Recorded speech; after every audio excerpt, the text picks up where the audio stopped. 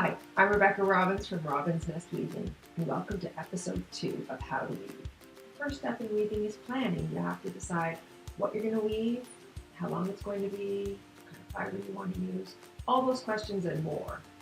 The first thing you're going to have to decide is what are you going to weave? So in this case, we've decided we're going to weave a ring sling. The next question you'll want to ask yourself is, how thick should my yarn be?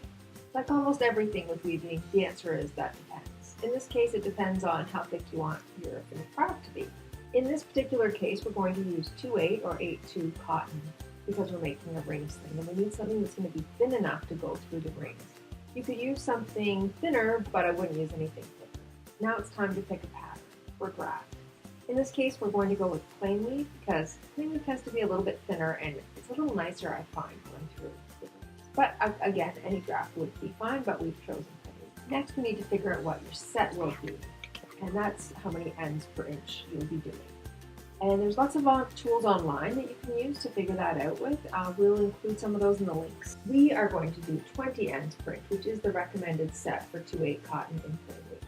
You also need to decide how wide your item is going to be. In this case, I like to do baby wraps and ring slings at 32 inches in the reed, and there's going to be some shrinkage after it comes off. There's take up and shrinkage, so the finished product will end up being about 29 inches wide, give or take a little bit depending on the yarn and how you weave. Lots of variable factors. You're also going to need to decide how long the finished product will be and how long you're going to need to measure your warp to get that finished length. I'm going to show you how to do that now. So to figure out how long you need your warp to be, you start with the finished length you want. In this case, we want it to be 2.2 meters finished. We're going to allow for shrinkage, which is 10%. So you've got 0.22 meters, which is of course 2.42.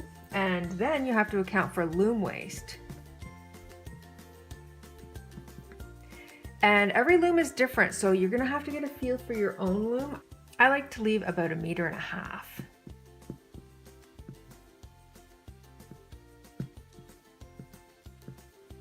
Now, we always round up, so I'm definitely going to measure 4 meters. And that's what I'm gonna measure my warp at.